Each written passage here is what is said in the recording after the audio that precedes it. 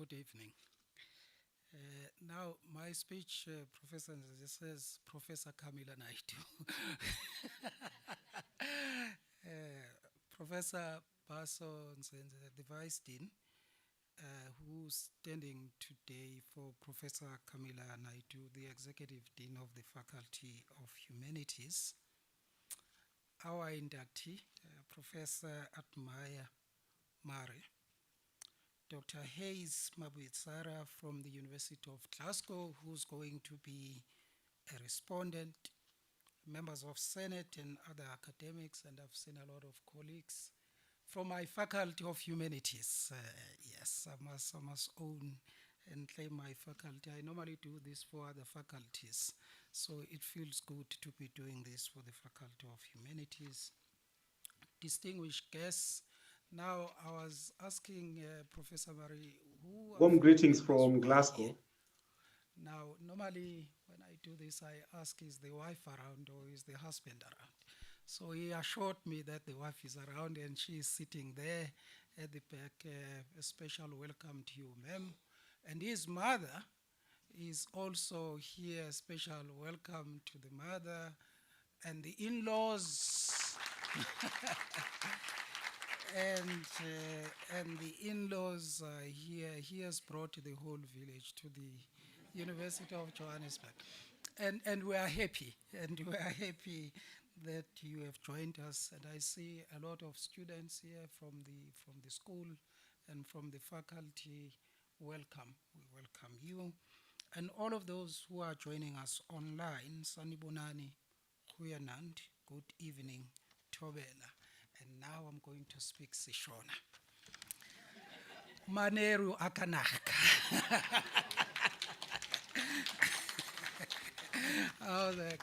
Man, this is my opportunity. It is indeed a great honor and a special privilege for me to welcome you to the Professorial Inaugural Lecture of Professor Maya Mare. As I do so, I wish to express a special warm welcome to your loved ones, Professor, your special guests and colleagues. This is indeed a proud and joyful and yet a landmark moment for all of you, for you, Professor Mare, for us here at the great University of Johannesburg, for higher education in South Africa and beyond. This is particularly noteworthy that we are celebrating your inaugural lecture, Professor, as UJ turns 21 years this year. Since the merger in 2005, UJ has come to exemplify how excellence and access are not mutually exclusive in higher education. And so, in the spirit of innovation and social responsibility, the University of Johannesburg has pushed boundaries and prioritized research, technological advancement, and community engagement.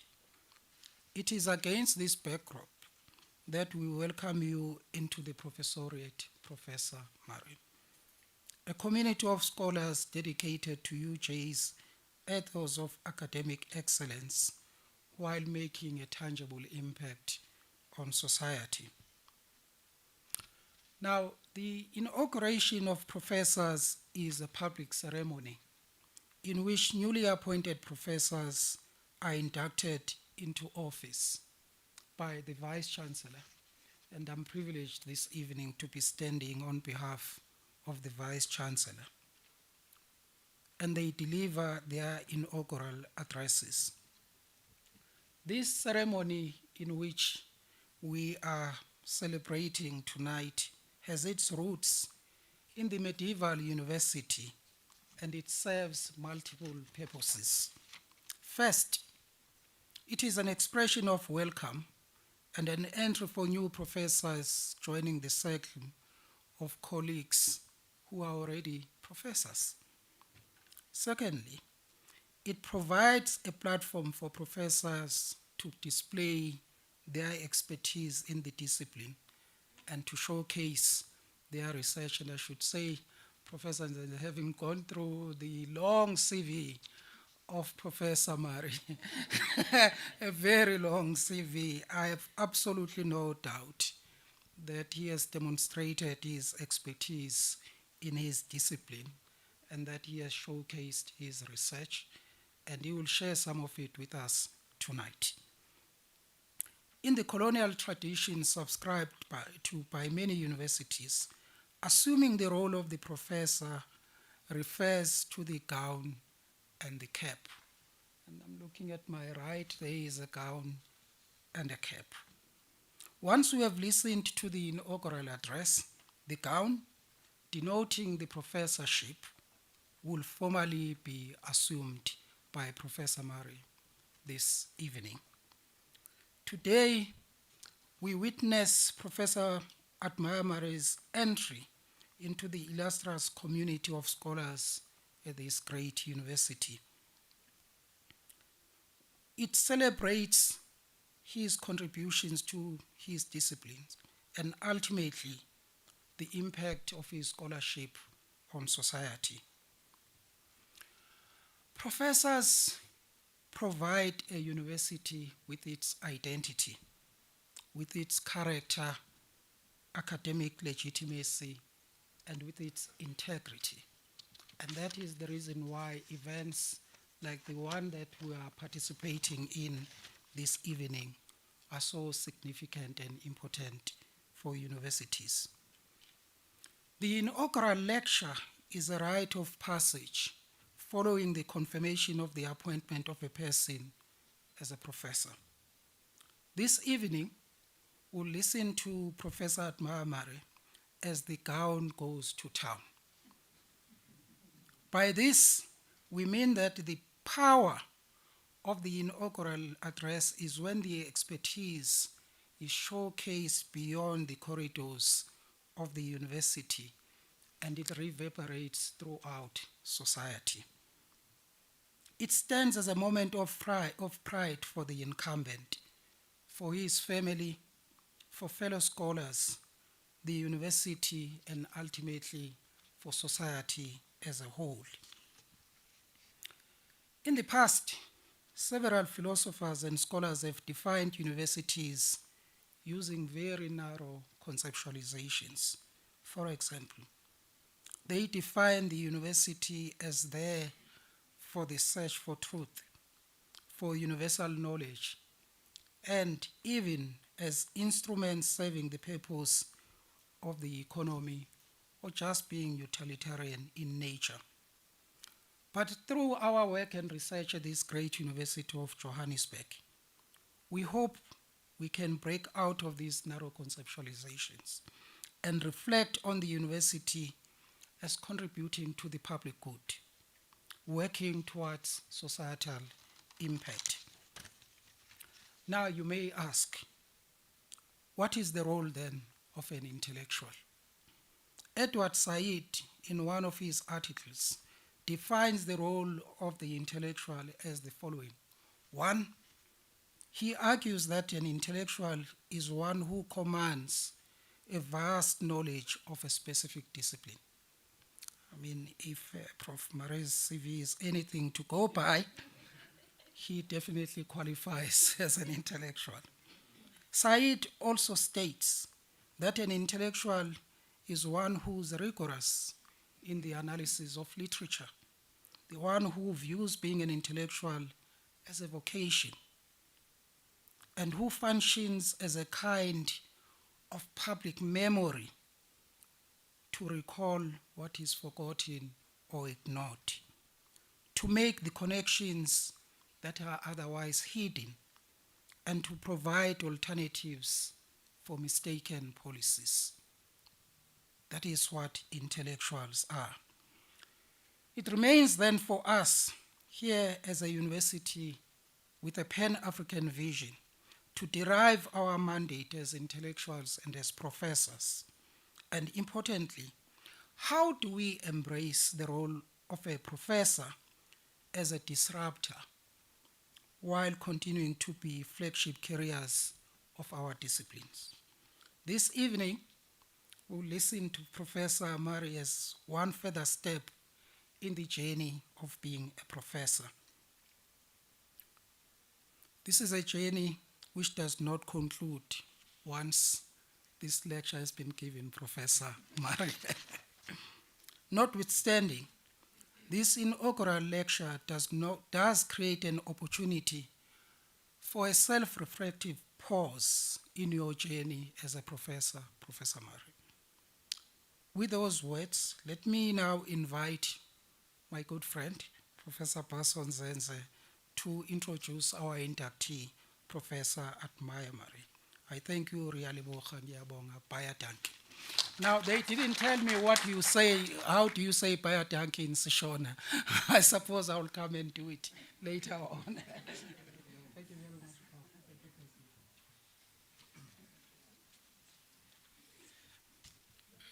Good evening, ladies and gentlemen. On behalf of the Faculty of Humanities, I welcome all of you to this incredibly special occasion, and I do mean incredibly special. Let me recognize Professor Bongani Ngulunga, our Vice Chancellor Functionary, and thank you for your warm welcome. Let me also acknowledge Professor Camilla Naidu, our Executive Dean, and other members of the MEC and ELG, some of whom I believe are with us online. Let me greet Professor Mare again, the inductee, his respondent, Dr. Hayes Mabuyazara, Professor Mare's family, friends and loved ones, both here and online. Colleagues, students, ladies and gentlemen.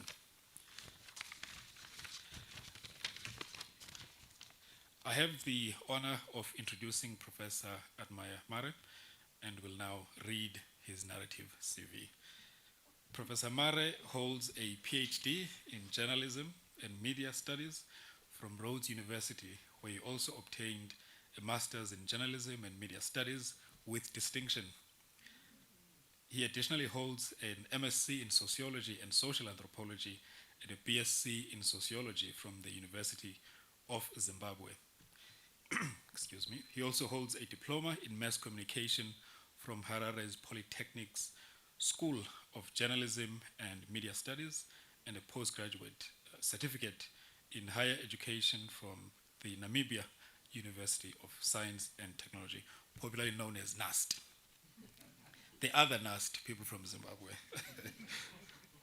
With more than 20 years of professional experience spanning academia, journalism, corporate communications, and development funding, Professor Mare's work focuses on advancing scholarship and innovation in the citizens, journalists, activists, and institutions, and on how these same technologies can also be deployed for manipulation, surveillance, and political control. Professor Mare's research engages several interconnected fields within media and communication studies. Tonight, I think I will just single out 5. Firstly, he studies the interplay between digital technologies and society. Secondly, his work contributes to global digital journalism studies. Thirdly, he's an active contributor to global disinformation studies. Fourth, he contributes to global surveillance studies, examining how digital surveillance practices reshape power, rights, and agency. And finally, he engages in global platform studies.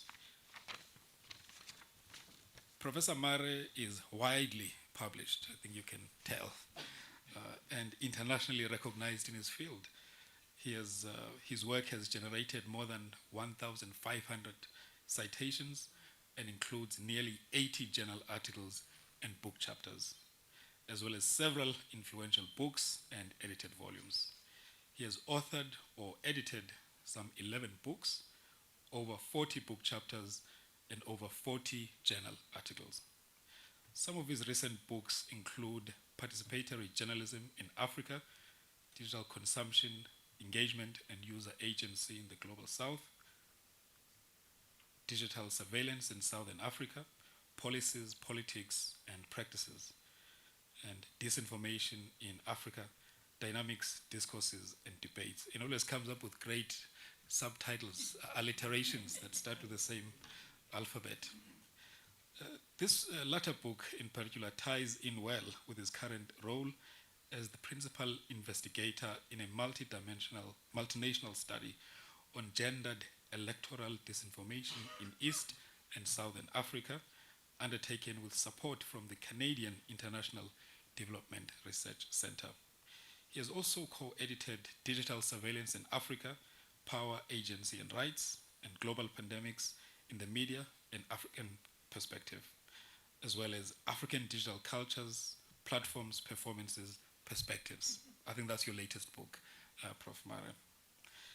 His academic contributions have been recognized through several honors and awards, including the JMS 50 Award from Rhodes University in 2022, which recognizes alumni who have made substantial contributions to journalism and media scholarship in Africa. His research has appeared in numerous leading international and regional journals. I will not read all of them. I think we'd be here a while. His article, however, which I want to single out, titled Fake News and Cyber Propaganda in Sub-Saharan Africa, co-authored with our former dean, whom I should also, former vice dean teaching and learning, Professor Dumisani Moyo, whom we also acknowledge. Thank you for being here, as well as the respondent this evening, Dr. Hayes Mabuyazara. This article remains one of the most viewed articles in the history of the Journal of African Journalism Studies. To date, it has been viewed some 16,196 times and cross-referenced 54 times. You should have invited me to co-author with you, Prof. Mare. There's still time. Professor Mare also plays a significant role in international academic networks and editorial leadership. He was the first African to serve as the international engagement editor for the Digital Journalism Journal. There's numerous other journals in which he plays a leadership role. His international academic engagements have included visiting and guest lecturing at leading universities worldwide. Again, I'll pick only some, including in Australia, University of Sydney, University of Technology of Sydney, University of Munster in Germany, Oslo Metropolitan University in Norway, University of Edinburgh in Scotland, SOAS at the University of London in the UK, and so on, and so on, and so on. He's also held fellowships with institutions such as our neighbor, in the Center for the Study of the United States at the University of the Witwatersrand, the Integrated Land Management Institute at the Namibia University of Science and Technology, and the International Panel on the Information Environment. Beyond academia, Professor Mare actively contributes to policy and governance debates on digital media and technology. Between 2021 and 2024, he served on Meta's global panel of experts on misinformation. Now, Meta is a holding company of Facebook. So he served on their global panel of experts on misinformation, advising on platform governance, fact-checking, and information integrity. He's also contributed to several high-level policy initiatives, including the Namibian Presidential Task Force on the Fourth Industrial Revolution and the Namibian government's high-level research coordination task force for COVID-19, as well as the University of California, Berkeley's Human Rights Center's Advisory Board on Generative AI and the African Commission on Human and People's Rights Working Group on AI and Emerging Technologies. Professor Mare regularly advises international organizations and policy actors, including UNESCO, the African Union, the National Endowment for Democracy, the Committee to Protect Journalists, and the Zimbabwe Media Commission, among many others. Professor Mare is also a committed mentor and is committed to capacity building in the Global South. He has supervised doctoral, master's, and postdoctoral researchers from across Africa and beyond. He serves as a mentor in several international programs, including initiatives run by the Social Sciences Research Council. He is also the chair of OLAM Africa, a Pan-African research institute working to advance research and policy on migration, climate resilience, and technological governance across Africa.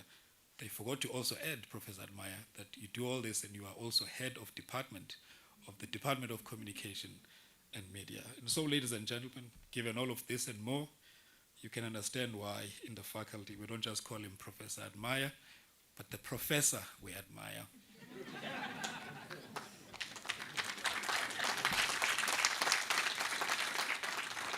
Ladies and gentlemen, let us please warmly welcome Professor Admire Mare.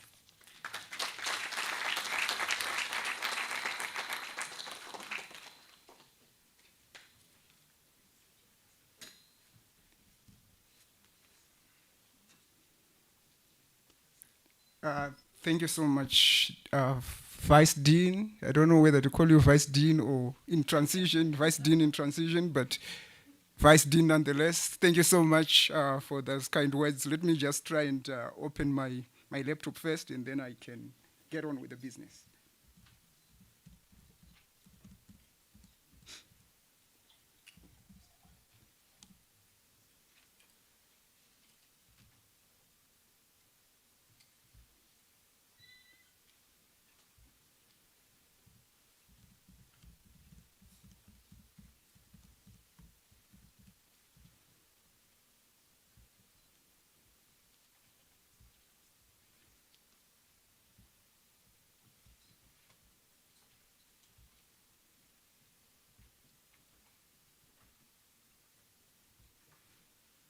Right.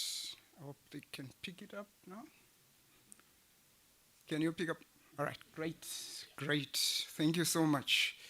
I've got a speech. I hope the speech is not too long, but I've got a speech. Because I know already my vice dean was already struggling to, to summarize my CV. So I don't know if I'm going to be able to summarize my speech. But nonetheless, I'll do the best. I'll do my best. I'll do my best. I've got a long speech, but I'll try and jump certain spaces where possible, and then make sure that I live within the time that I've been allocated. Thank you so much, for everyone, for gracing this important occasion, not only for me, but for my family, for the people that I try to mentor, my students. I see some students that I taught way back, almost like 20 years ago, that are here today, and I'm really proud to see them here. So thank you so much for taking time to come here. But let me do the protocols first before I go very far. Vice Chancellor Functionary, Professor Bongani Mulunga, thank you so much for gracing this important opportunity, this occasion. I also want to acknowledge the Dean, the Executive Dean, Professor Camila Naidu. I know she's not feeling well, but she sent me her regards, and I know she's going to be well very soon. Vice Deans, I've got so many Vice Deans. All the Vice Deans are in the house, I can see. Vice Dean Baso, Vice Dean Pragna, Vice Dean Chad, thank you so much for coming through. I thank you so much for the support. It really means a lot to me for you to come and grace this important occasion. But I also see heads of school. Heads of school heads are also in the house. Thank you so much, Prof. Beneke, for coming through. Thank you so much. I also want to acknowledge directors. I know there are directors in the house. HODs. Prof. Anjo, thank you so much for coming through. Thank you so much for coming through. I see colleagues, I see my pastors, I see friends, I see a lot of people in the house. I see family. But my deepest gratitude before I get on with the business is to the people that are really making this thing happen. The people behind the microphones, the people that are back there, the ICT team. Thank you so much. Thank you so much for making this happen. I know that there's so many people online that are tuning in from all over the world, so you are making it all happen. Thank you so much. I know that after this, there are also other people that are very important, that are busy dealing with the catering. I also want to acknowledge them. They're really doing a lot of work for us to get here. Also want to acknowledge Nelda. Thank you so much for keeping me on my toes for the last 3 months. You've literally kept me on my toes, but thank you so much for everything that you've done. Thank you so much. I really appreciate it. All right. Maneraka Naka, Sawona, Madekwana Budi, Johnny Njema. Good evening. For those that don't understand Swahili, Johnny Njema means good evening in Swahili. So thank you so much for making time. I'm greatly honored to be standing in front of you tonight. I always say glory to God. It is not every day that the gown goes to town. It is not every day that I have an opportunity to lecture to my family, to my friends, to my colleagues, to my role models, to my supervisors, my church mates, and my subordinates. It's unfortunate my family, my kids, or Kuku and Tadi and Anesu are not here, but I would have also said it was not every time that you get to lecture to your kids. Thank you so much. It is not also every day that someone who was raised in a very small, tiny village called Zibuku Chikanda would be able to sit in front of you and speak to you. It's not every day that this happens. It's not. I really want to thank you so much for honoring me tonight. Thank you for indulging me with your presence and support. Also want to say I will use this once-in-a-lifetime opportunity to retrace my academic footprints, Matsimba, as we say in Shona. I also use this moment to shine the light on my past, my present, and the future academic pursuits that I want to chart going forward. This is the moment to share with the world what keeps me awake at night. So, my kuku, when I say I am busy doing things, this is what essentially I will be trying to do, what keeps me at night, essentially. Just to add a caveat to it, I love my 7-hour sleep, as you all know. I sleep 7 hours. I try as much as possible to sleep 7 hours. I consider myself to be very privileged to deliver this inaugural lecture at the great University of Johannesburg. It's not every day that everybody is given this opportunity. A place which has given me so much, both as a postdoctoral research fellow some time ago, and now as a professor and head of department. It means a lot. I've come through the ranks in this university, so I have walked the talk, and I know what it means to get to where I am today. Despite having studied and worked at many African universities, UJ occupies a special place because of the incredible colleagues and friends that I interface with on a daily basis. Tim Kam, where are you? I honor you. Thank you so much, Tim Kam, for supporting me all the time. Thank you so much. I am forever grateful for having chosen UJ despite having many offers when I wanted to come back to South Africa. I think Prof. Sarah knows what I had to go through to try and sift through where do I go. But I'm glad that I chose UJ. I'm very glad about that. I could have gone elsewhere, but God knew that I was supposed to be here and I chose UJ. Before I get on with the business of the inaugural lecture, please allow me to honor and thank my village. I've got a big village here. I think you have seen everybody has come from so many places to be here, but I just want to honor them. As the African proverb lays bare, it takes a village to raise a child. For me to be standing in front of you, it took a formidable support system.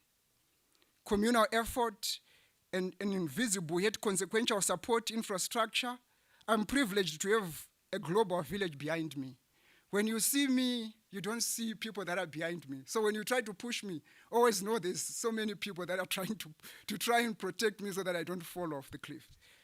As a person, a son, a husband, a friend, a citizen, and a leader, and a scholar, I've been supported by so many people. My teachers, my parents, my church leaders, my colleagues, my collaborators, neighbors, friends have always had my back.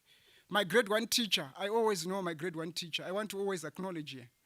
My grade 1 teacher, Mrs. Gloria Pukeni at Magwari Primary School, you are very special to me. I am who I am because you've planted a seed that it cannot be erased by anyone. So I honor you. I love you so much. I salute my first year teacher at the University of, the Great University, we call it the Great University of Zimbabwe, Mr. Yotam Chirwa, who trusted me to facilitate tutorial groups when I was a greenhorn. When I was just a first year, he said, "Admire, I see something in you. You must facilitate tutorials." And that was the seed that was laid in me in 2001, way back then. And I'll never forget about it. Thanks for seeing the potential that was in me before everyone else. I also would like to acknowledge one of my interview panelists at a job interview that I attended at Eastgate Mall in Harare, who told me that even though I was the best candidate for the job, she was convinced that I would serve humanity more productively if I pursue my academic calling. Since that day, I never looked back. Thank you so much. I can't remember your name, but I just want to thank you. I know I still remember it. I want to thank you. I also want to be grateful to the friends that are here in the Faculty of Humanities, the Department of Communication and Media Studies. You have poured in my cup without measure. You have sharpened my iron as iron sharpens iron. I'm not going to single out lest I coincidentally forget someone, and then I'll be in trouble when I come back to work tomorrow. I'm very fortunate to be able to work with such a group of people that are very collegial, supportive, and creating an intellectually stimulating environment. I would, however, like to acknowledge a few collaborators who I've worked with for the past 17 years. I'll start obviously with my respondent, Hayes Mabwazara. He knows me in and out. If my brother doesn't know me in and out, Mabwazara is one of the people that know me in and out. Alan Mnoriarwa, I see you. You are here. Thank you so much for coming all the way from Eastern Cape to be here. We've waged this battle together, and I really appreciate you. Professor Dumisani Moyo, you are here, Dean at Northwest University. Thank you so much for taking time to be with me. You've really sharpened my wit, and you've always been a big brother to me. Thank you so much. Prof. Sarah, thank you so much for everything. If there is the quiet mentor in the house, she has always been one quiet mentor of mine in the house. Thank you so much. Professor Philip Santos, Dr. Stanley Sarwe, I think is online, Dr. Jacinda Mawel, Professor Oswald Ureke, where are you? Another colleague of mine, a good friend of mine, this one. Thank you so much for everything. Professor Blessing Makwambeni, who is also at CPUT. Thank you so much. I know he's online. He was telling me that he's online. Thank you so much. Professor George Ogola, Professor James Wahutu, based in the US. Dev Cheriotti, who is also based in the Netherlands, very good friend of mine. Dr. Lighton Nuve, Professor Tanya Bosch, who is at UCT, Professor Shepard Mpofu, Dr. Trust Matsilele, Dr. Kevin Mudavadi, Mr. Admaya Masuku, and Tony Roberts. I really want to appreciate these people because I've done so many projects with them, and I really appreciate what they have given to me. But finally, before I move on to acknowledge my family, allow me to single out two special people that are always in my life. I want to acknowledge Professor Manasseh Kudzai Chiweshe and also Dr. Malvin Chiweshe. They are brothers, but we are friends. It's a very funny kind of thing. They are brothers, but we are friends with both of them, and they've really been an amazing group of people in my life. So I really want to honor you. Thank you so much. I know Malvin is watching. He's based in the US now. He's watching, and Prof. Chiweshe is watching from Zim. Thank you so much. I'm really grateful. And then finally, before I honor my parents, I just want to acknowledge two amazing supervisors that I've had in my life. Professor Hemen Wasserman, who is now at the University of Stellenbosch, and also my mother, supervisor, Professor Jane Duncan. Unfortunately, she's traveling right now to go to Morocco, but she was here a few days ago, and we met, and she sent her regards to me. I really honor you, and thank you so much, Prof. Jane Duncan, for keeping me in a straight and narrow path. Thank you so much for everything. And then let me just acknowledge, before I move on, let me just acknowledge my family. Otherwise, they would think that maybe I'm forgetting them. First, I would like to acknowledge my in-laws who are here tonight to share this special evening with me. My mother-in-law, Gogoruwende, who has traveled all the way from Nyanga, Zimbabwe, to listen to his son-in-law speak about abstract ideas that tend to circulate within academic circles. Thank you so much for coming. Thank you for so much for. So, you clapped before I finished what I wanted to say. I would like to thank my in-laws who have made it here tonight. And especially, I want to acknowledge my mother-in-law, Gogoruwende, who has traveled all the way from Nyanga, Zimbabwe, to listen to her son-in-law speak about abstract ideas that tend to circulate within academic circles and never get to be talking points in the village or on WhatsApp groups where she is. Mom, thank you so much for the support. Thank you so much for the support. Secondly, I want to acknowledge and Tejara. We call it Tejara. It's like my father-in-law. Engineer George Aruwende, who has drove all the way from Rustenburg to grace this opportunity. Thank you so much, Wumba. I really appreciate. Thank you so much for being here. Thank you so much. I appreciate you. I would also like to acknowledge and thank my mom, my own mom, who is here. Mare Chiera, Vachiera, as they say. Mbiavatadi, as we say in our local language. Thank you so much. Thank you so much for coming through. Thank you so much. Since birth, she has borne the brunt of raising me, protecting me, defending me, and sometimes cheerleading me. You know what it means to be where I am today. What you have gone through, it's only you who knows. She has been there since day one. That fateful day, Mom, do you still remember it? That fateful day, on Monday. It was on a Monday when you gave birth to me, I know. And it was around 8 p.m. It was around 8 p.m. And you always tell me, that fateful day. Thank you so much for everything. I really appreciate. I really appreciate. Thank you so much. And also just to say thank you so much for all those graduation parties that you did. Whenever I graduated, my mom and father would make sure that there was always a graduation party. Thank you so much for that. It meant a lot to all of us and even to my siblings, I know. And then I think I'm almost about to finish.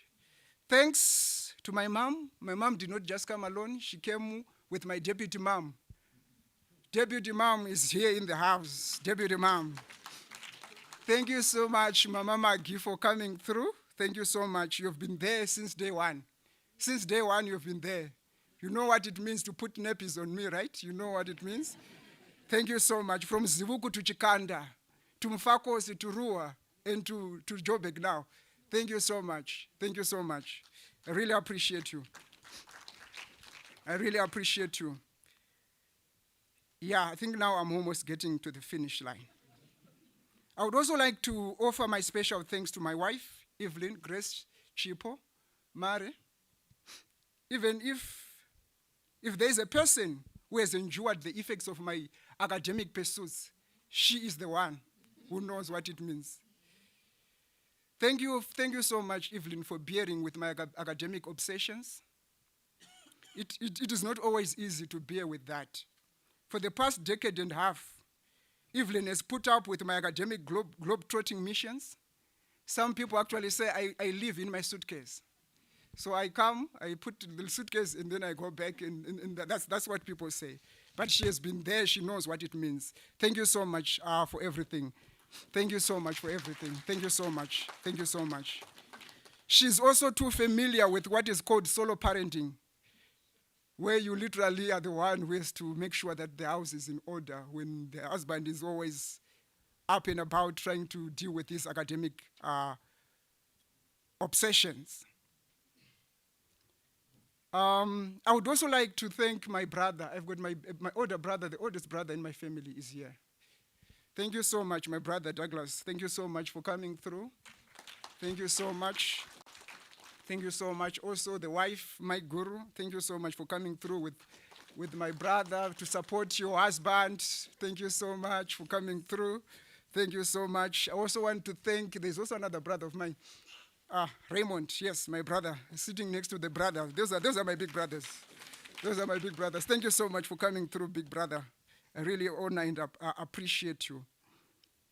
It would be remiss for me to finish this without acknowledging the man that keeps me on my toes.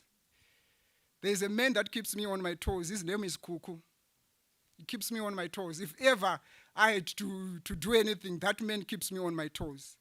His love for technology fascinates me, but also his desire to see me succeed also fascinates me.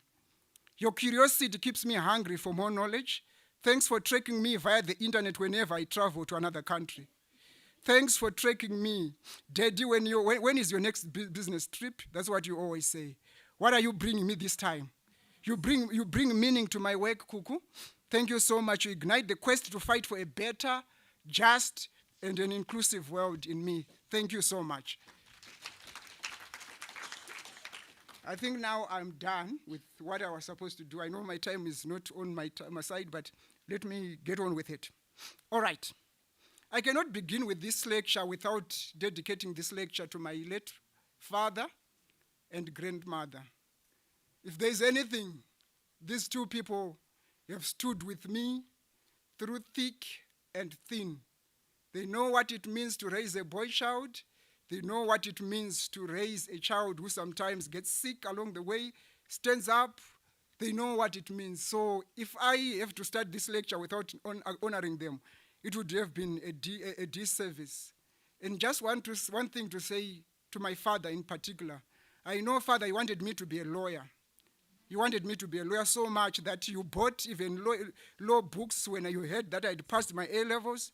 But unfortunately, I'm sorry that I disappointed you in that regard.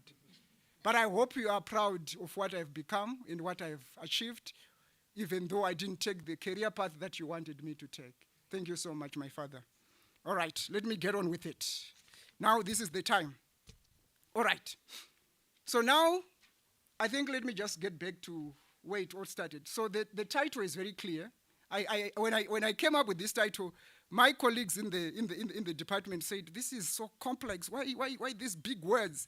And I want to single out Professor Sarah Chiwumbu, who said, "This sounds so professorial because the words are so big that we don't even understand what you're talking about. Are you trying to mystify things here?" And I said, "No, you will see. I'll try and break it down." So the title of my talk today is Socio-Technological Entanglements in the Age of Platforms and AI Infrastructures, Intersectionalities, and Imaginaries. I hope after the next 30 minutes or so, you should be able to understand exactly what I'm trying to do, what I'm trying to wrap my head around, what has been keeping me up all these times that I've been trying to do these things.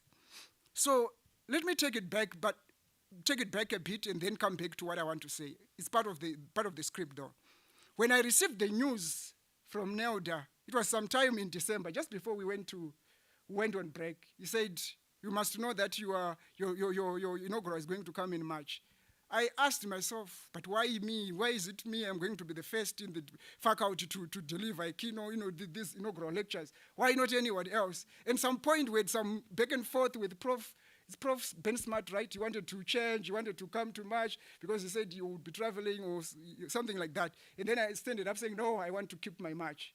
And then Prof Ben Smart said, "Okay, I'll move on to May." But I just want to say, when I heard that, the first thing that happened when you told me about it, it so happened that my son Kugo was there. And then I told him, and my wife was also there. And I said, "This is what is going to happen now." And then one thing, we had a very fascinating conversation during that time. But I want to just single out something that was said during that conversation that then sparked this particular conversation that I'm bringing to you today. Kuku said to me, "Dad, are we allowed to use our phones during your inaugural lecture?" That was the question that came to you. He said, "Are we allowed to use phones?" I don't want to be bored just in case the speeches are too long. That's what he said. He then responded calmly and said, "Yes, my son, as long as the phone is on silent, I think no one will have problems with that." He went on to say further, "Dad, I'm going to tell my friends that they can watch you on YouTube. If more people can watch you on YouTube, then it means UJ is going to get more money through views and subscriptions. I hope your employer will be able to give you a pay rise after that." That's what he said. We're talking about a 10-year-old. We're talking about a 10-year-old talking about this. I just want to prefix that as part of this lecture so that you can understand where I'm going with this particular lecture. Upon reflection, I realized that technology has surreptitiously immersed itself into our lives that can be described as subtle yet very consequential. Three things came to my mind at that moment. First, it was about the mobile phone technology as an artifact, or what they call in science and technology studies, techne, and its role in mediating social relations. Second, it was about a child thinking about a coping mechanism, a distraction from a possibly long and winding lecture. Third, It was about the mobile phone as an infrastructure of connection and disconnection, enabling symbolic distancing across space and time. It was clear that we are living in a very technologized world, and our kids and ourselves are so reliant on these technologies. If there's anything that we can think about this that I'm talking about, think of mobile payments, for example, those that come from Zimbabwe. We have got what we call EcoCash. Or think of Mupesa if you're coming from Kenya. Also think about online shopping here in South Africa. Think about Checkers 60, how it has become part and parcel of our everyday life. Think about online dating. I know there are people that find love on Tinder. Think about that. Good luck with that. Think about booking of tickets. Think about payment of school fees, buying of electricity, Uber Eats, news consumption, content creation, WhatsApping our elected officials, and fierce political conversations that we tend to see on these platforms. All that tells us our world is immersed with technologies. We can't live a world where technology is not a common denominator or a big denominator. It mediates rites of passage, ranging from incorporation.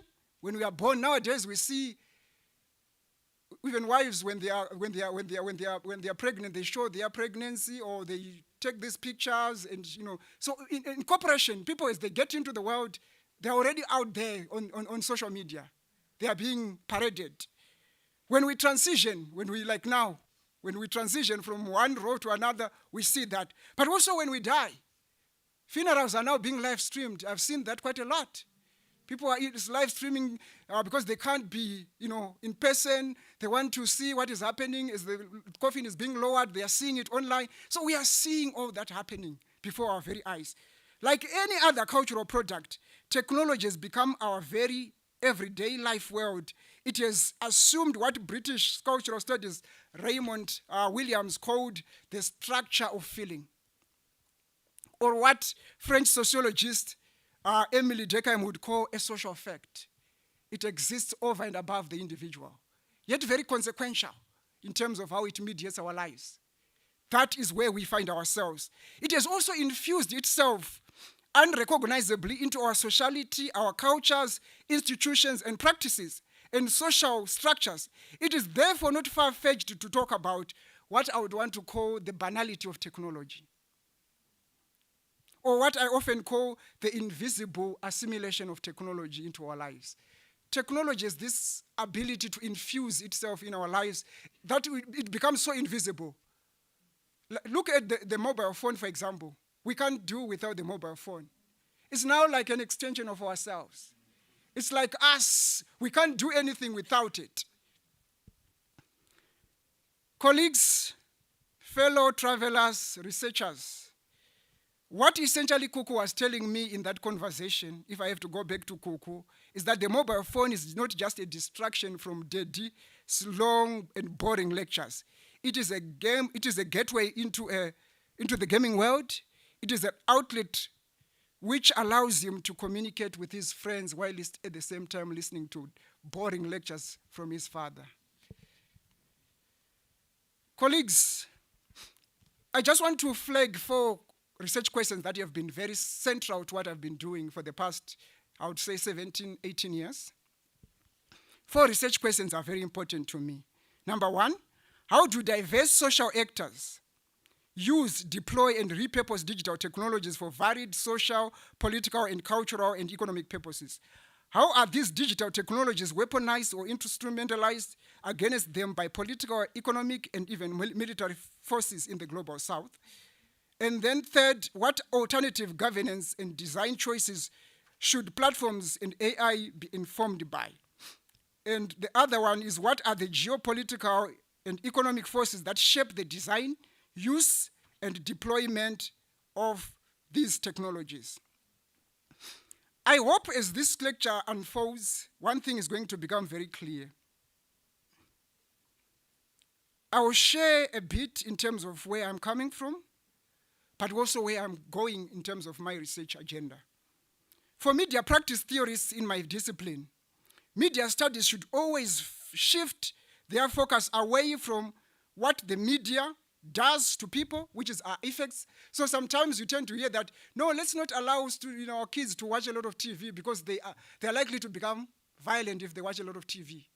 It speaks of the effects kind of thinking that we have as parents. We want to guard against that because we think that if they watch a lot of violent movies, they're also going to be violent.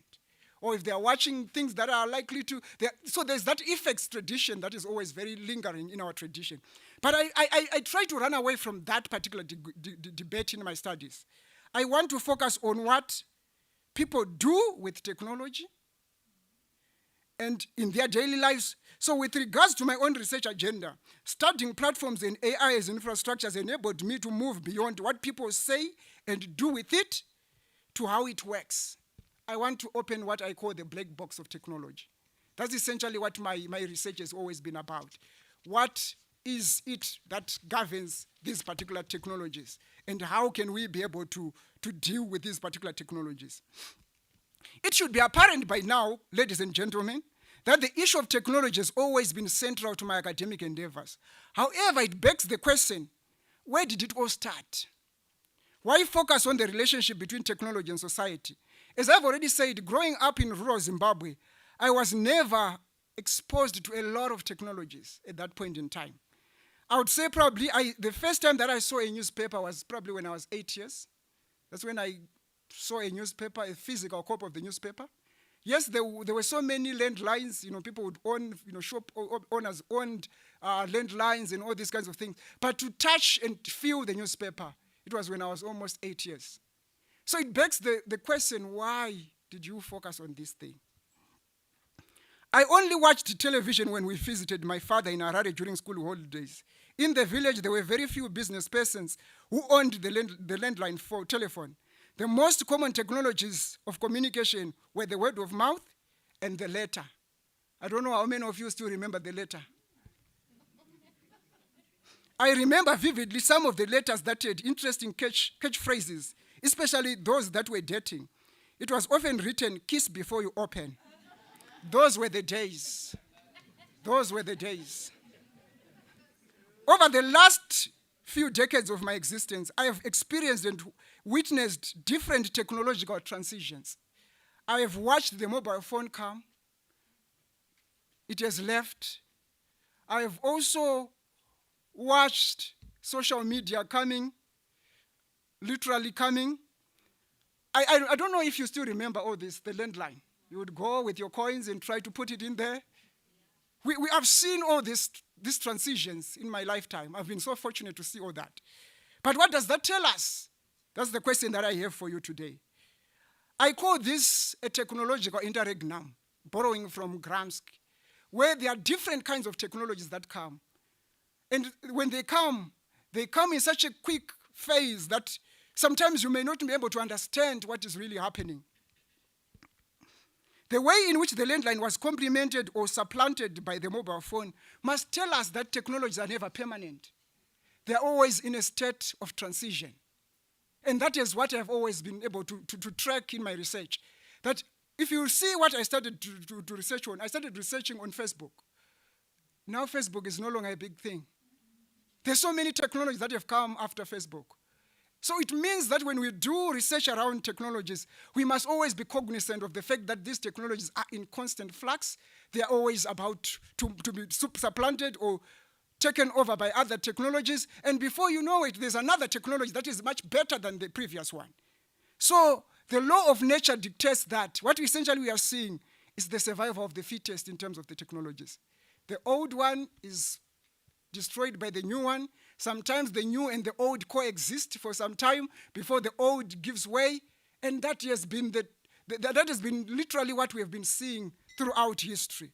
So we are literally living in what most people would call a technologically mediated world, where platforms have become mediators and intermediaries of our everyday life. There's nothing that can be done without technologies. Nothing, essentially. We have technologized everything. In fact, now where we are entering with AI is we are entering into a phase where we are going to replace ourselves. That's how bad, if I have to use the word bad, it is. oh, that's how daring human beings can be when they look at technology. They're very, very daring. So essentially we are moving where we are going to be replaced by technology. Things that used to be done by human beings are essentially going to be done by technology. Think about what ChatGPT can do now. I've got so many students in the house. I know now they just put their assignment in ChatGPT, it does it for them, and then they hand in, are supposed to give a mark for that. That's essentially what we find ourselves, because technology has always been like that. All right, I want to jump a few slides so that I don't, I don't want to be too late in terms of the time that I've been given. I just want to take you to what happened in June 2014. No, not 2024, sorry. In June 2024, thousands of young Kenyans took to the streets to protest a proposed finance bill that would significantly increase the price of essential goods like bread, sanitary pads, products, and digital services, further straining households already burdened with high cost of living in the post-pandemic period. The protests were led by the country's Generation Z. These are people born between 1997 and 2015. Gen Zs used social media like X, formerly Twitter, TikTok to educate each other on the bill, correct perceived misinformation in government narratives, and then organized demonstrations across the country. The government of Kenya utilized digital surveillance and disinformation to suppress the movement using hashtags such as Ruto must go and police brutality as their rallying points. The movement managed to morph into what became known as Generation Zote, or all generations, before it fizzled out. I'm bringing this so that you can just see how young Africans have managed to domesticate social media to push their own narratives. We have seen this over and over and over and over again. I've been so lucky in my research that I've been at the front row seat in understanding how do social media protests start online, move offline, or start offline and move online. Essentially, that has been one of my big questions that I've been trying to grapple with. And in grappling with that particular research narrative, I have focused on so many protests. I just want to single out some. So between 2010 and 2025, I have focused on the Arab Spring. I have focused on the Bring Back Our Girls. That was the 2014 hashtag movement. I also focused on the Fees Must Fall here in South Africa. I have also focused on the Roads Must Fall here in South Africa. But also in Zimbabwe, I've also looked at what is called This Flag and Tajamuka, which happened between 2016 and 2017. In Nigeria, I've also been lucky to look at End SARS movement, which was happening between 2017 and 2020. And then finally in Zimbabwe, I looked at what is called the Zimbabwe Shutdown 2019. But I just want you to get something from this particular narrative that I'm trying to push in terms of my research agenda. What I was trying to understand in all these particular social media instigated protests was I wanted to understand the role of social media in that.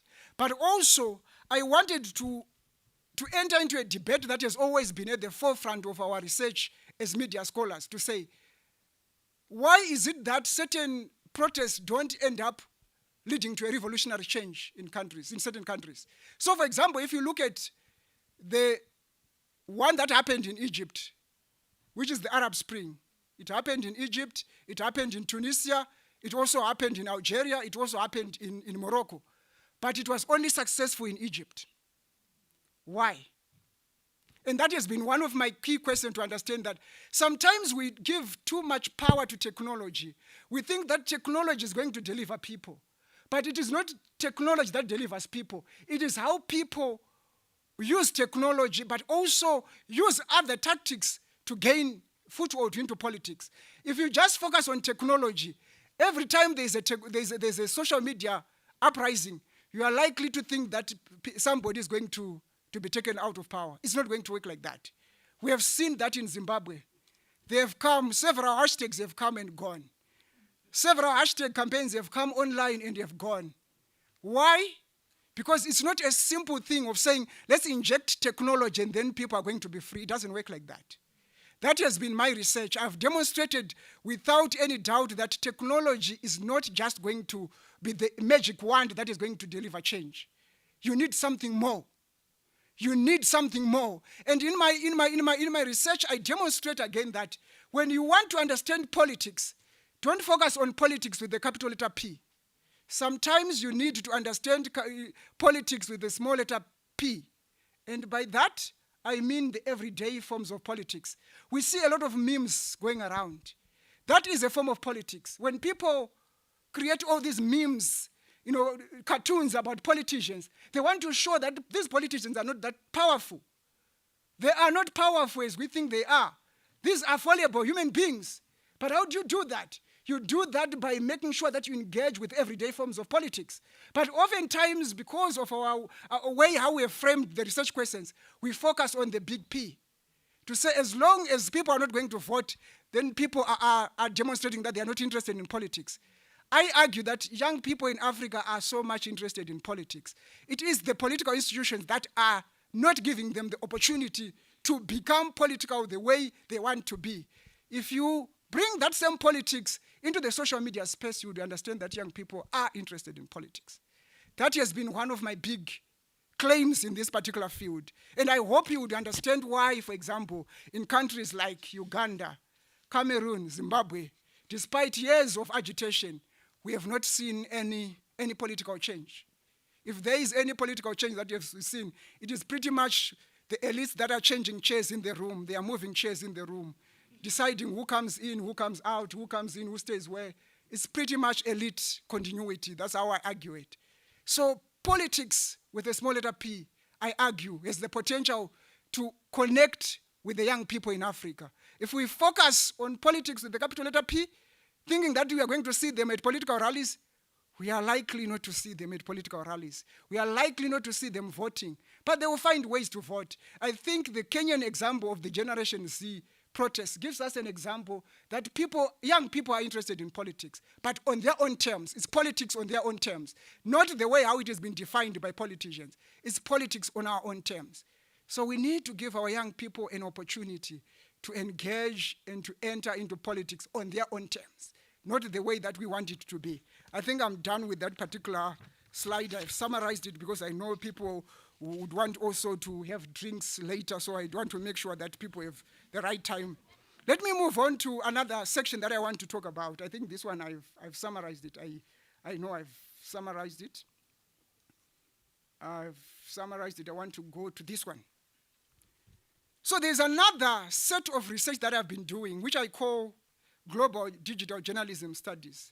And this particular framing of things has again been shaped by my thinking about how do journalists engage with technology? And when they engage with technology, how does technology enable but also sometimes disable them to do what they want to do best? One thing that has come very clearly to me in terms of the research that I've done in this particular space is that technology is actually helping journalists to do their work. So in terms of efficiency, in terms of effective distribution, production, monetization, there's a lot that is happening in that space. But one thing that I want to emphasize in this particular slides or in this particular talk is to say, we have seen something that is so fundamentally disturbing in the last, probably I would say since 2008, where all of a sudden news publishers have to coexist with big tech, which we call big tech. These are your Facebook, your Google, your Amazon. So for these particular newsrooms to be able to make money, they must be able to have a Facebook page. They must be able to monetize something on Facebook. But one thing that is interesting about that is that Facebook is the one that determines what happens on its platform. So literally, news publishers are coming onto a platform that is being designed by a certain proprietor or capitalist, in this case, Mark Zuckerberg, and you are entering into that particular platform thinking that you're going to make money. It is Facebook that determines who gets what, when, and how. Because they are the ones that know the algorithm. They are the ones that determines what is become visible, what becomes invisible. And because of that relationship, in my studies, I've demonstrated without any doubt that that relationship creates a lot of entanglements. So on the one hand, platforms need news publishers, because remember, they create a blank slate. But when platforms, when news publishers come in, they are coming in to create content which then attracts audiences. You see how that relationship is. It's an exploitative relationship between platforms and news publishers. And as I speak right now, there are so many, we have been bearing so many newspapers for the last 6 or 7 years. So many newspapers. I don't know, for those that buy newspapers, when was the last time that you saw a physical newspaper? I think very few people have. Why? Because they are dying. They're dying a natural death. Why? They've entangled themselves with what? With the platforms. When you go online, entangle yourself with the platforms, the content that you get now, it becomes Facebook content. It's no longer yours. If you read the fine print. When you click next time, when you click those terms, read the fine print. Whatever we publish, our photos are no longer our photos. Once they go online, they are no longer our photos. It's Facebook property. It's TikTok property. All the videos. So we are producing content for free. I always say this to my students. We are slaves on Facebook farms. We are slaves on TikTok farms.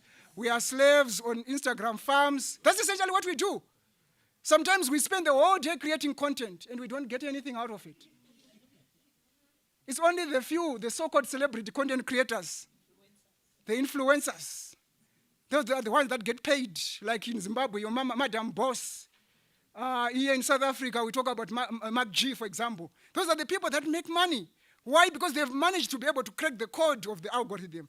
Everyone else is literally living from breadcrumbs that are falling from the table. That's how bad it is. So in my research, I demonstrate that this particular entanglement between platforms and news publishers create a very unfortunate space where our news publishers right now are dying, and the government is not anywhere to come and support, unfortunately. We have seen in the last couple of years where, for example, the South African Competition Commission has taken a stance and said we need to investigate the anti-competitive behavior between Google and many other platforms vis-a-vis our publishers. And now they've come up with a determination that these big platforms must pay at least 500 million rands to news publishers because they've been using their content for free. But I can bet you my last dollar, I doubt if we are going to get even a penny from that. We have a lot of experience from Australia where they try to do that. What did they do in Australia? Once the collective bargaining code was designed in Australia, the first thing that Google and Facebook did was to say, we are no longer going to carry news on all our platforms. So you can go wherever you want. If you don't want, we are going to get out of your jurisdiction. We operate outside of your jurisdiction. So we are literally being strangled, and we don't have anywhere to run to. And I think as I finish my lecture, you would see why I have got this call for action to say, we need to imagine differently how these things are being structured. Because if we don't imagine differently, we are going to continue to cry about platforms of extraction, platforms of surveillance, platforms where we are increasingly seeing all of our things just, all our content just being taken. I know that time is not on my side, but let me try and move on to the next set of things that I just want to flag. I want to just bring this argument that was brought when Mark Zuckerberg was asked in the US Congress. He was asked, tell us what is the business model of your company. He said, Senator, we run ads, which literally means we are into advertisement. That's essentially what we do.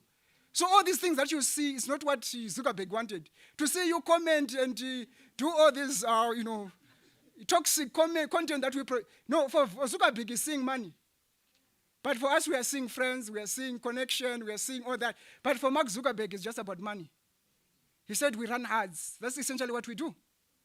So what does that tell us? It tells us when we post, when we comment, when we share, when we view, we are just feeding these data-hungry apps and making them, their pockets fatter, fatter, and fatter, whilst we are going to bed sometimes hungry, struggling. That's how it is. So I think what I'm trying to share here is to say, these platforms, they are good, they empower, but they also disempower.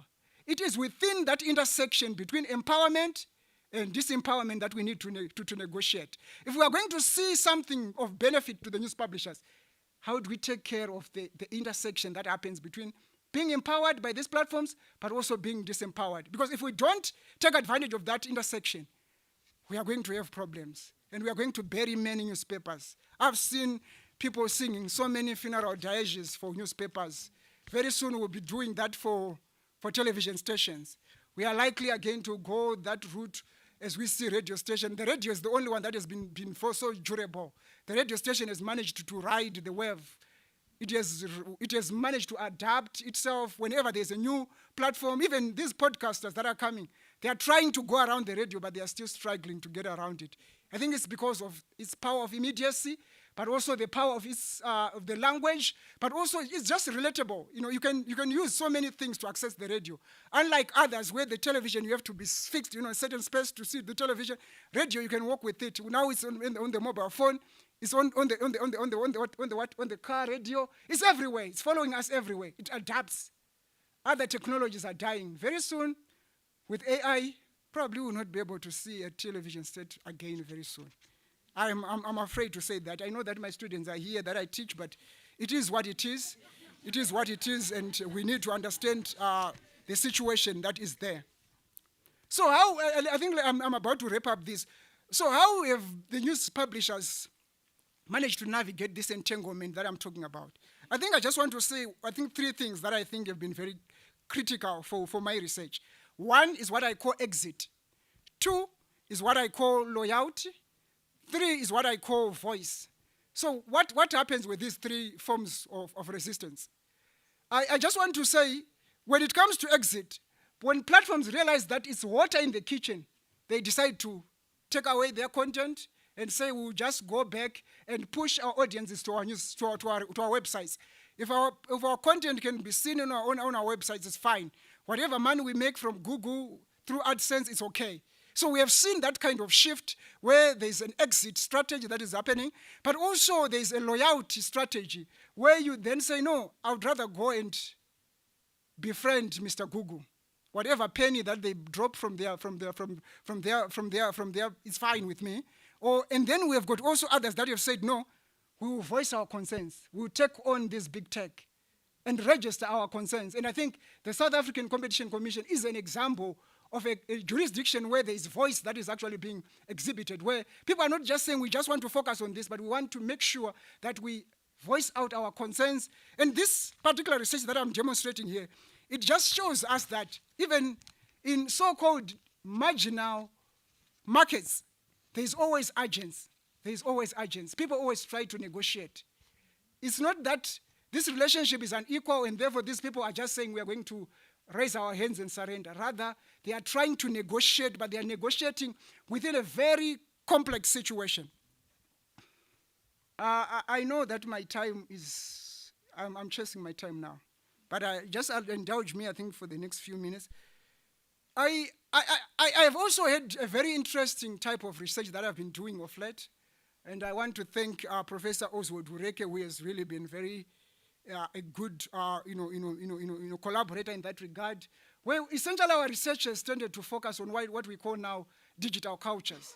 And for us, our argument is to say that these platforms that we are talking about in all this negative, they've done wonders for so many people, ordinary people, Africans for that matter. I can just single out, for example, this guy in black there. I don't know if you know him. If you know him, he's an African guy based in Italy. His name is Kabi, what's his name? I am forgetting. Kabi Lami, yes, Kabi Lami. He's a Senegalese guy. I can tell you for a fact that this guy has never opened his mouth, never. But the amount of money that he's making on TikTok is insane. It's insane. He's never said anything. He just has these very funny gestures that he does. But people are giving him a lot of money. What does it tell us? That these platforms, in as much as they are disempowering, they're also platforming certain voices to the fore. And I think we need to understand that. So what am I saying in my research? I'm saying we need to see technology as a double-edged sword. On the one hand, it's good. On the other hand, it's bad. But how do we find the fine balance? That is what I'm struggling with in my research. Ever since I started doing research around technology and society, I've been trying to understand how can we create technology that's just good? How can we create just technology that is just good for everyone? We don't have to worry that if my son watches TikTok, probably ends up, seeing certain kinds of things. How do we create that kind of technology? That is what essentially has been keeping me awake every night. To say, how do we find that? And it has always been very difficult. And that's why I'm saying, if you know in Greek mythology, there is this guy who was called Damocles. Damocles used to have a sword. It was a sword. The sword was used for good, but the sword was also used for bad, to kill people. So in science and technology, we say that technology is like the Damocles sword because it's empowering, but also at the same time disempowering. So we need to find that fine balance between good and bad, and that is what is important. So if you look at this guy that I was talking about, you can talk about, I know my students want ISO speed a lot. They want ISO speed. He came to Africa and he took everything by storm. Everything by storm, literally. He was so popular than most of our leaders. Some of our leaders are not as popular as he is, unfortunately. But it's just a 21-year-old American guy who is just going around shooting live pictures and taking money from that. So what am I saying? I'm saying technology is good, but also it is bad. How do we find the balance? I think I'll leave that to you because I know that my time is not with me, but I just want to flag that to you.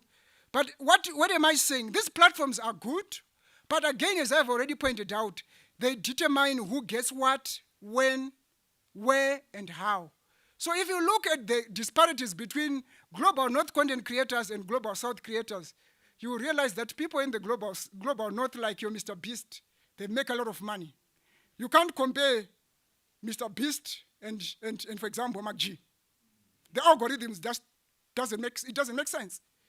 So again, these platforms are designed with such a way that they would award certain kinds of visibility, allow certain kinds of content to be showcased, whereas other content might not be showcased in certain platforms. So in our research, again, with Prof.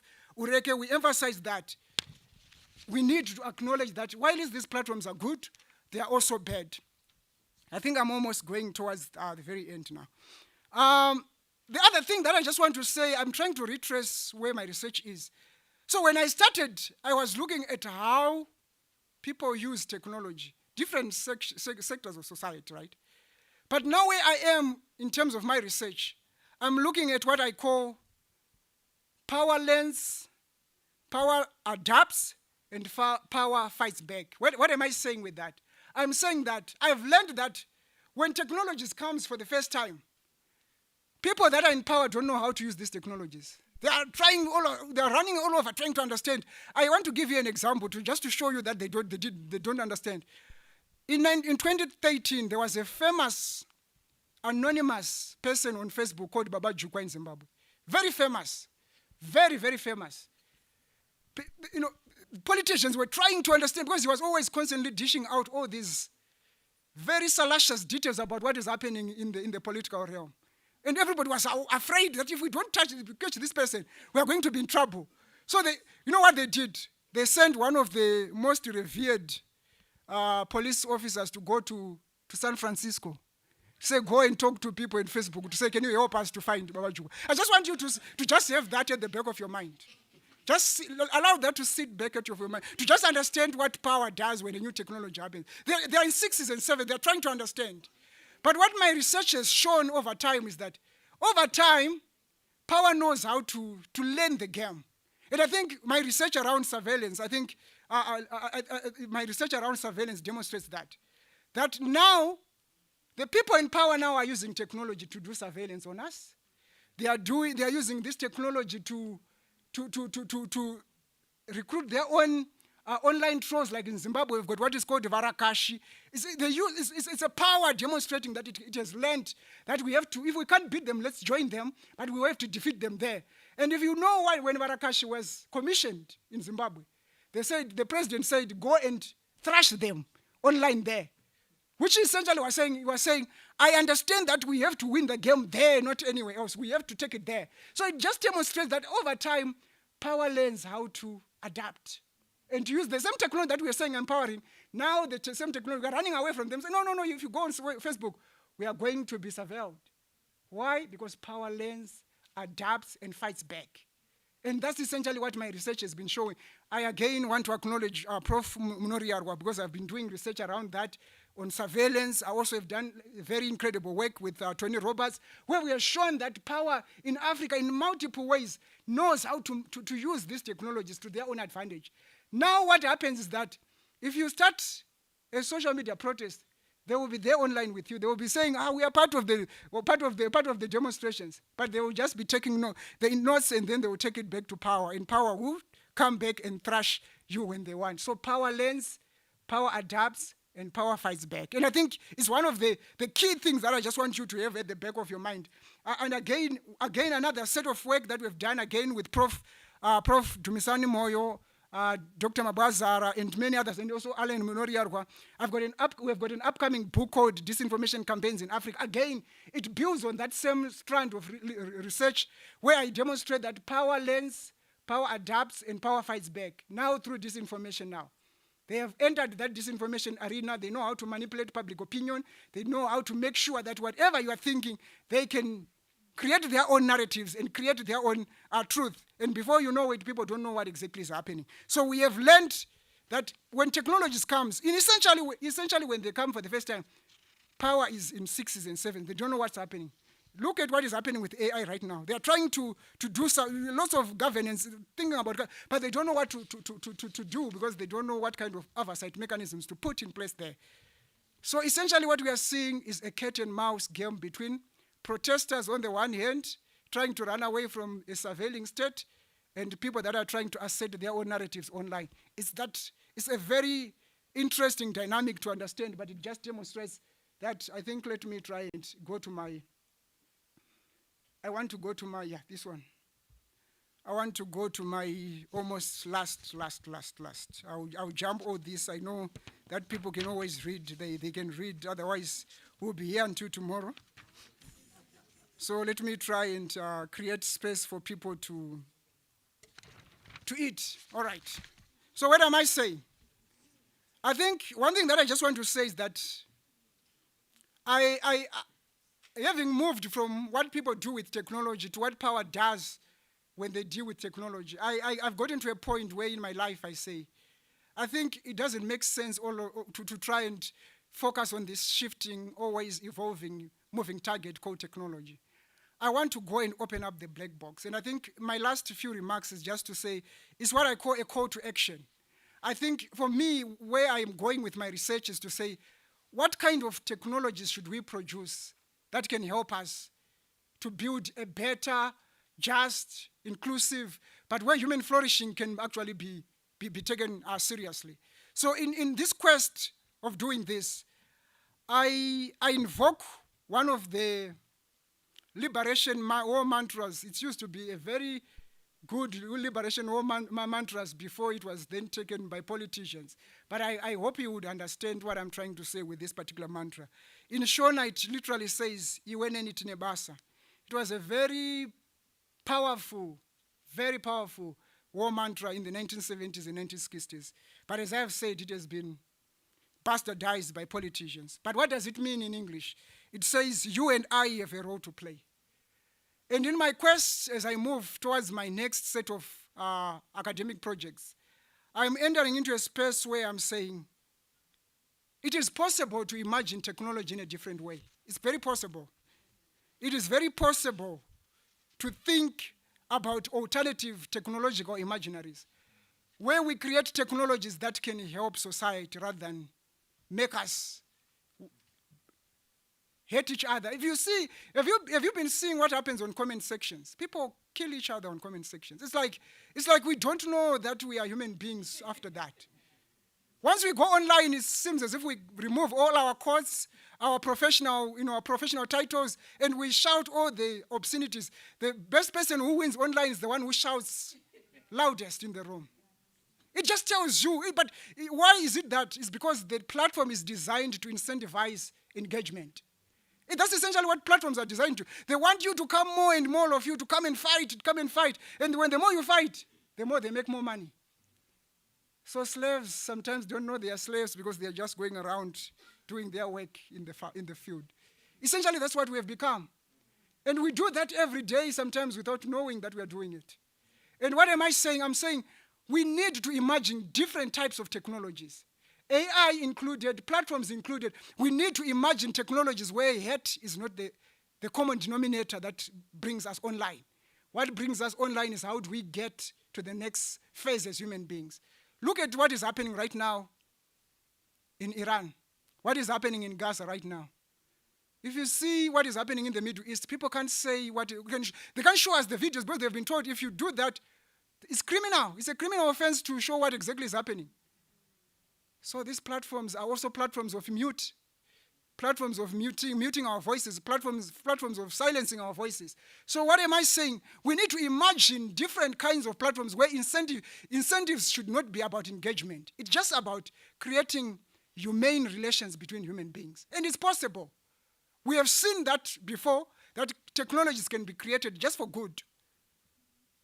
We need to imagine a totally different world. And in doing that, ladies and gentlemen, before I leave, I just want to invoke, I think I've got two sisters, very close friends, two sisters that I want to invoke here before I sit down.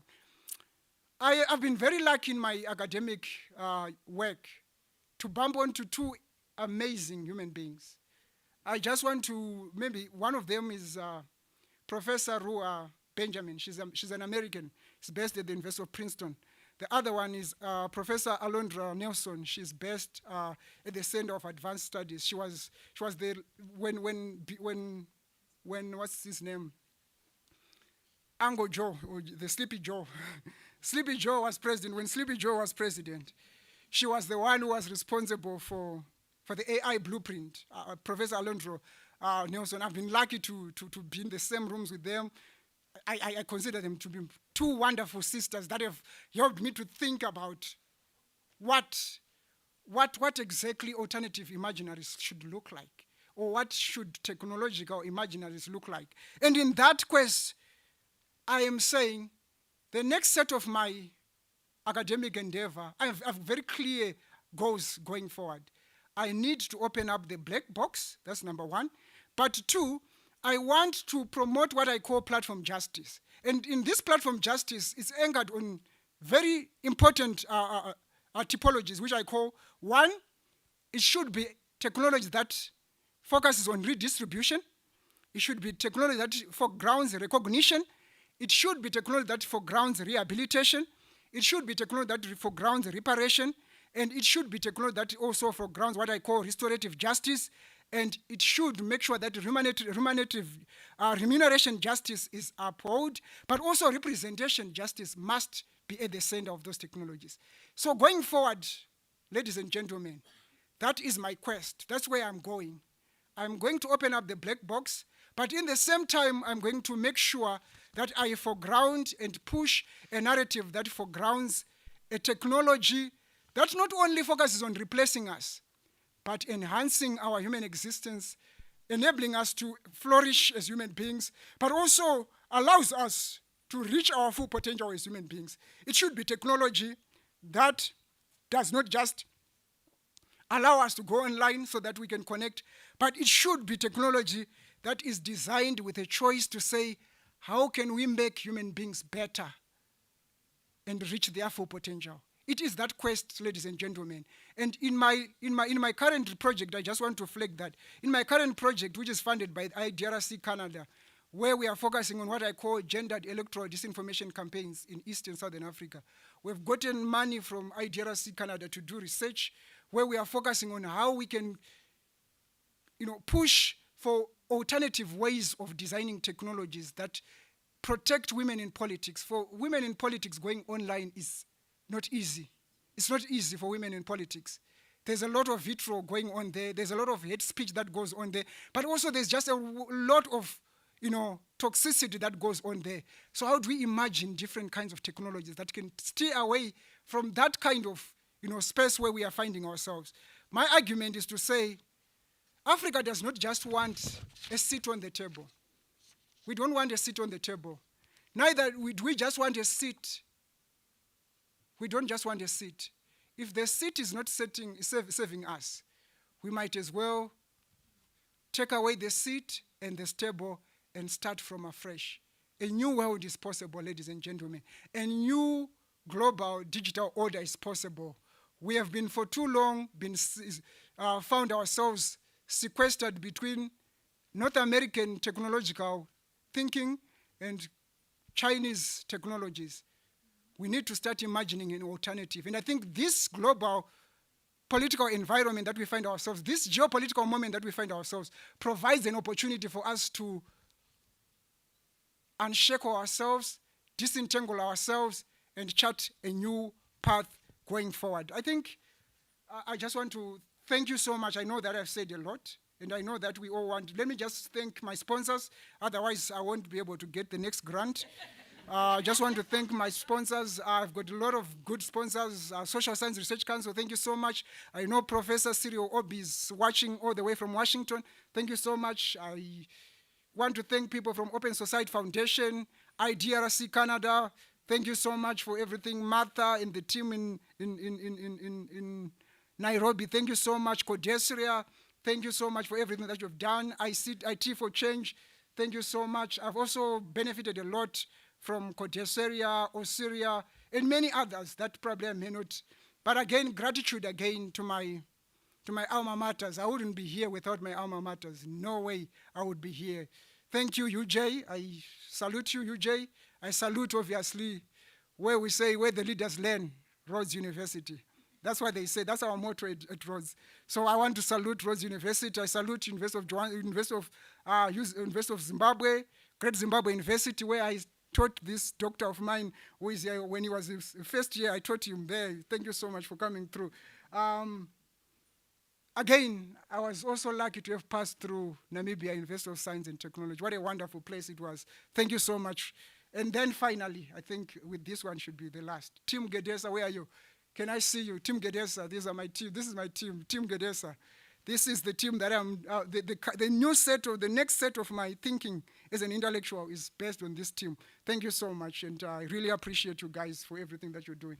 I think, Datenta, Nyabonga, Asanteni Sana, Merci beaucoup. Thank you so much. I really appreciate everything that you've given me.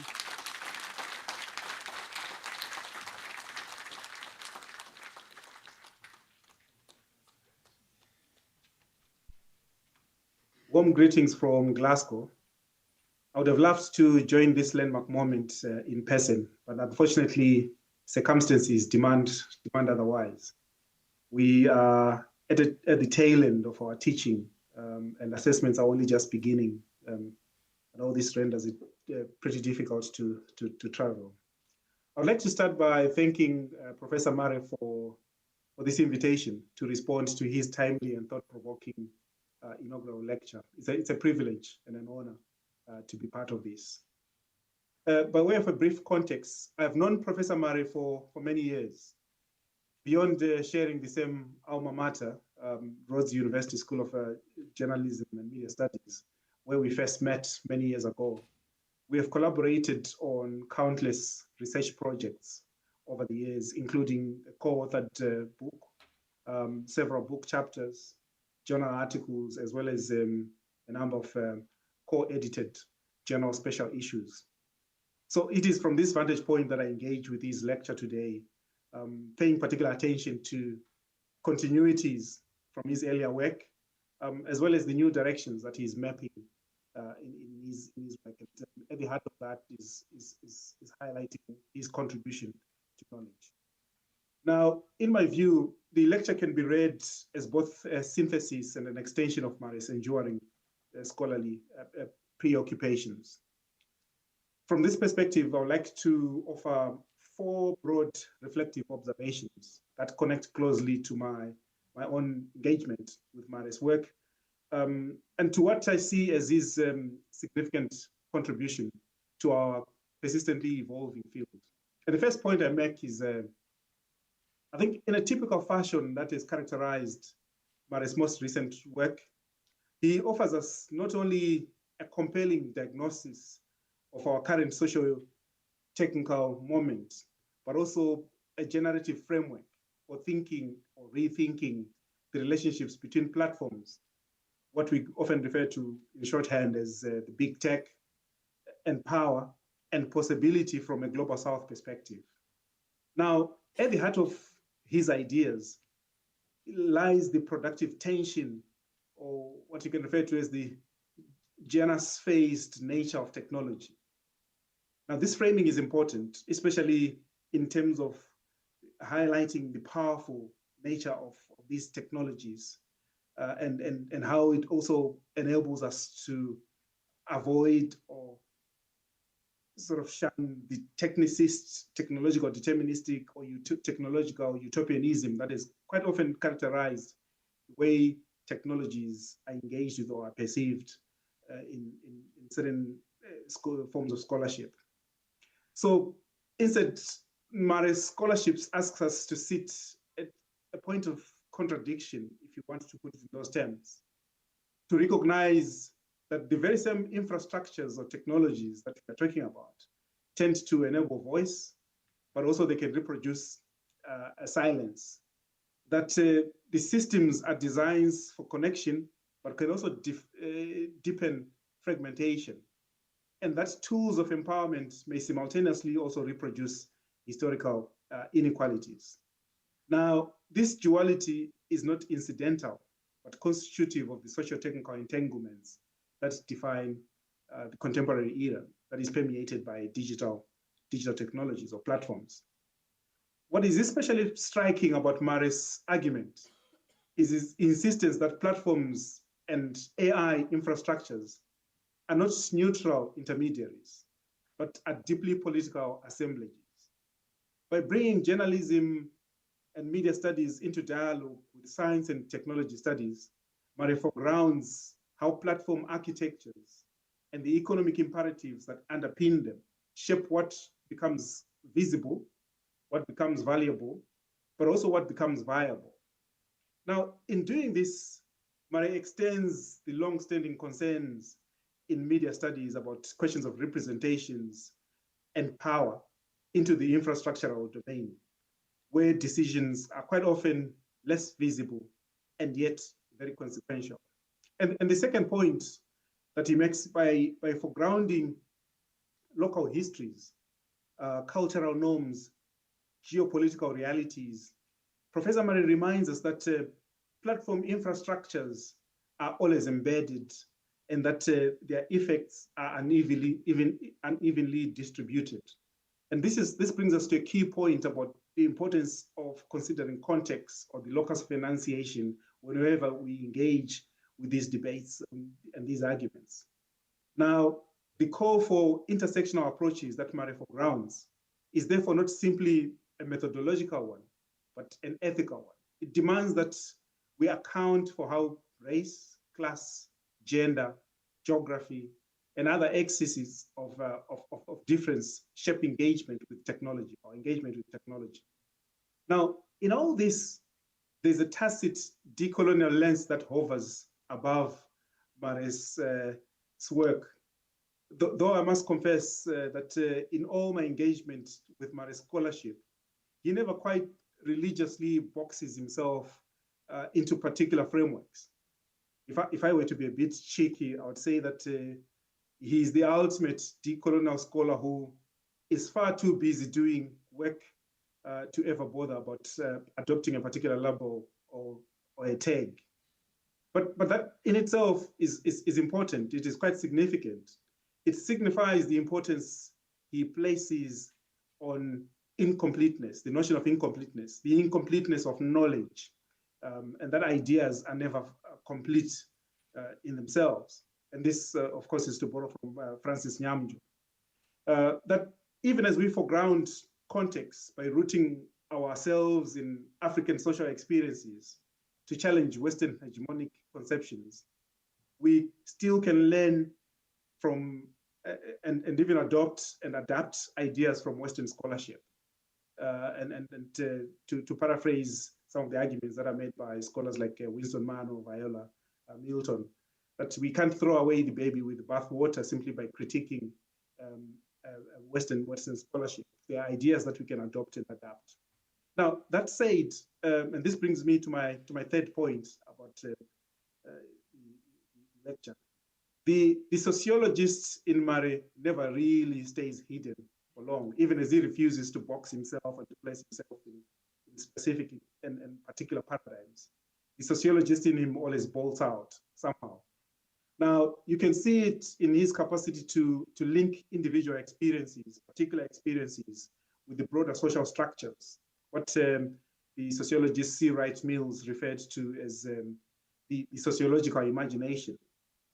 So, for example, the sociological impulse that underlies the notion of narrative sovereignty that is explored in this lecture, it captures the stakes of contemporary struggles over voice, visibility, and representations in a platformized world. Yet, as the lecture suggests, platforms are also sites of resistance, spaces where alternative narratives can emerge, circulate, contest hegemonic frameworks, and even always within these sort of structured constraints. There's space and scope for resistance and for pushing back. Finally, the call for alternative technological imaginaries is both necessary and inspiring. If infrastructures are sites of contestation, as Mare argues, then imaginaries are also sites of possibility. By advocating for approaches rooted in social justice, transparency, accountability, and human flourishing, Professor Mare challenges us not only to critique existing systems, but to actively participate in envisioning and building better ones. Now, this perhaps is the most important takeaway, that scholarship in this field must remain analytically rigorous, normatively engaged, and public-facing in its transformative ambitions.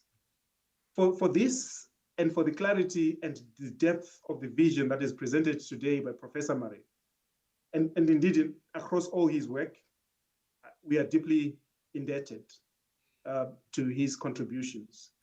I want to stop it here, as I'm only given 7 minutes, and congratulate Professor Mare for this outstanding, remarkable milestone. Doti Makorokoto Amhlope. Congratulations. Thank you.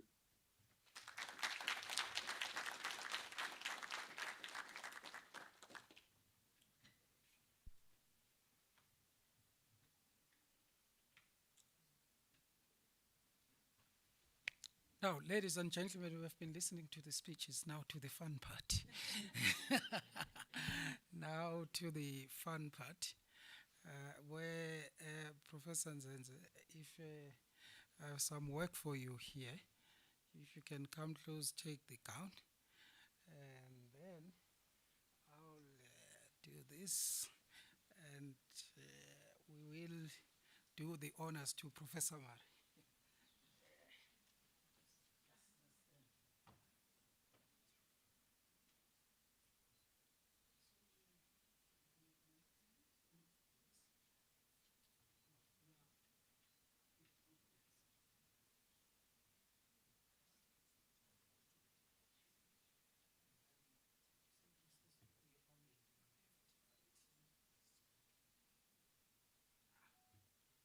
Now he really does look professorial.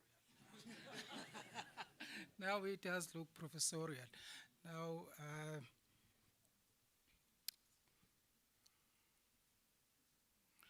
yes, I want to do something a bit unusual. Professor Mare, when I do this, sometimes I invite family members after to take photos with you. You can have your mother Now, Kuku is not around.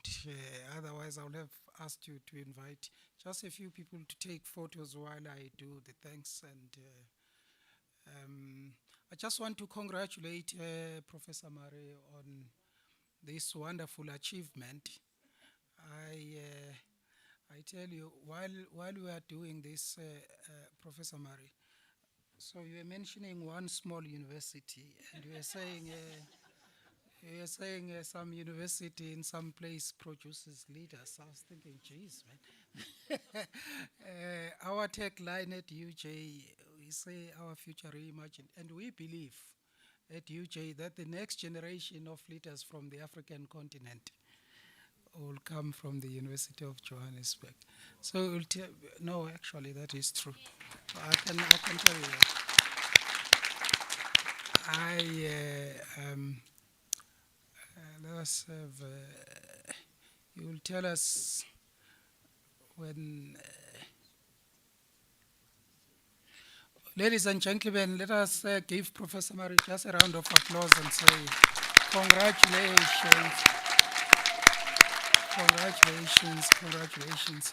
I know I'm standing between you and a lovely dinner and drinks over there.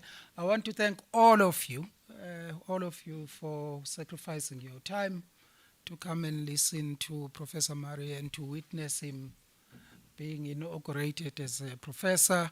I also know that we have quite a number of people who are joining us online. I would like to say thank you and thank you very much. And you are all invited for a lovely dinner and drinks, and I can tell you, part of the motivation for coming here. Thank you very much, ladies and gentlemen, and thank you. Thank you very much.